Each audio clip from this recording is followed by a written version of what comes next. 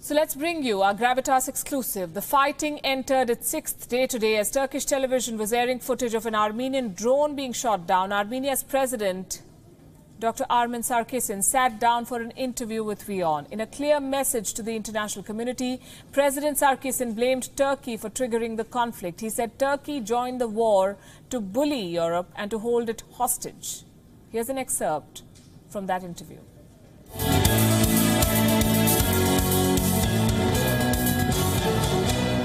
President Sarkisyan, I interviewed you in Armenia, in Yerevan in 2018. It's very good to have you back on WION, sir. So it's very good to see and hear you. And I'm looking forward for our discussion. Yes, it's been almost a week. The hostilities are not ending. Are Armenia and Azerbaijan heading for an all-out war, according to you? This time, it's not only the state of Azerbaijan against the people of Nagorno-Karabakh with an aim to do an ethnic cleansing, but this time Turkey has joined the war. And Turkey has joined the war by bringing within Azerbaijan their officers, their generals, their equipment, their drones, and even F-16 jet fighters.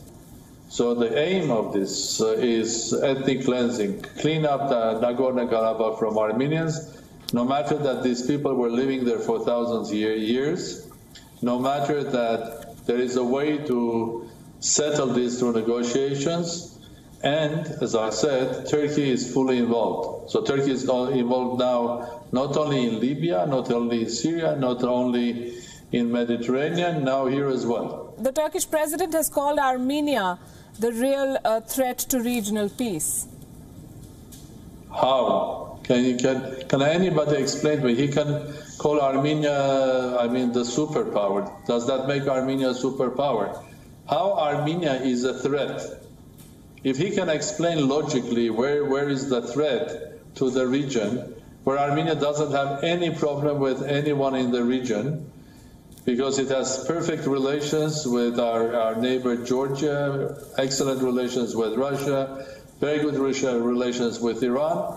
The only state that we don't have relations is Turkey, because Turkey doesn't even want to talk or recognize the genocide that happened 105 years ago. And the only problem there is the Nagorno-Karabakh, a small enclave of Armenians. But the Azeri side and the Turkish side that decided they want to get rid of it. But they can call Armenia a threat. Well, it's not the first time. I think President Erdogan is calling this or that. They call something in Libya, they call something in Iraq, they call something in Syria. They always find a reason to get involved. So I think I completely deny I don't agree at all what President Erdogan is saying. Right. Armenia is not a threat, but Turkey is a threat to the whole region now. Who has planned this? You're saying it's a planned thing. Who has planned this? It is planned by Azerbaijan and Turkey. What's in it for Turkey? What's in it for Turkey? Well, several things. Of course, they can give this the virtual reasons why they are entering there, but the reality is I'll give you the reasons why. These are the opinion of many analysts, reporters, or journalists, or political analysts. First of all, is to tell to Azerbaijan, you cannot resolve this issue. We come there and we help you. We resolve the issue. Secondly, to give a lesson to Armenians and saying, don't even mention what happened 105 years ago, because we are not going to recognize the genocide of Armenians, and if you don't behave well, you can see what will happen. So it's showing Armenians their might in order to frighten Armenia, Republic of Armenia. Third, I think they are now in Azerbaijan, and I have a question. Whenever the war will over, will they leave Azerbaijan or they will stay? So by staying there, they will have tremendous influence on Azerbaijan. And by saying, oh, there is an Armenian threat, So we have to stay here. In reality, they will control the pipelines, oil and gas pipelines, going from Azerbaijan to the west, to Europe. And it's not only Azeri oil and gas, but it's also from Caspian, from Central Asia. So Turkey that didn't have their oil, they were consumers of oil, they were clients to buy oil. Now they are going to be the ones that will control the oil that goes to Europe. And Europe will become a hostage in front of them. So what is the reason? Why on earth Turkey has gone into conflict with Greece and Cyprus? Why on earth they have what is their interest? What is their reason being in Libya? And so on. So I think the Armenia is not fighting anywhere, any of these countries. But Turkey is doing it. So for Turkey, indeed, this is also energy. This is control of Azerbaijan. It is also basically tomorrow they will start bullying Europe because they will control the energy pipelines and so on and so forth. So there is absolutely clear geopolitical gain that Turkey will have with this war. Azerbaijan's president Ilham Aliyev has said that his military would keep fighting until Armenian troops withdraw fully from Karabakh. Now, Armenian Prime Minister Nikol Pashinyan has also spoken, and I'm quoting from what he said. He said, it's not very appropriate to speak of negotiations at a time when intensive hostilities are on. To me, it sounds like a classic stalemate. Are both sides even interested in a resolution, sir? Well, what President Aliyev said is called classical ethnic cleansing. So we'll not stop until we'll kill every Armenian in that territory. It's called ethnic cleansing, cleaning up territory from people that lived there for thousands of years. That's clear for me. What my Prime Minister is saying, basically when there are people dying there, we have to do, in this specific case, 2 or 3 steps first. Step 1, Turkey has to withdraw. They are not a party of this conflict. They have to withdraw from this conflict. Because imagine if Turkey is involved, then third party, fourth party, the regional powers will start involving. We will get a mess. We'll get something which will be 10 times worse than Syria. So the solution is pretty clear. Turkey has to withdraw. The French President Emmanuel Macron seems to be backing Armenia. Russia has said that it is willing to host the foreign ministers of both sides. How hopeful are you with these efforts being made to resolve the conflict?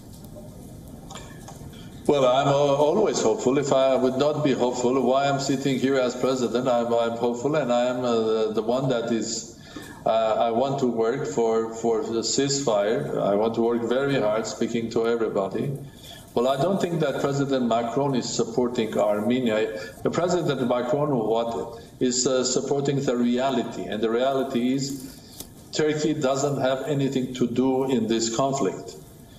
I respect President Putin's offer and Russia's offer. I think the Armenian side of Nagorno-Karabakh and Armenia will always be ready if there will be further steps, and the Azeri side will be saying we will be ready for negotiations. I think we were a part of negotiations. We never denied that we don't like the negotiations or were unhappy with negotiations. We didn't deny negotiations.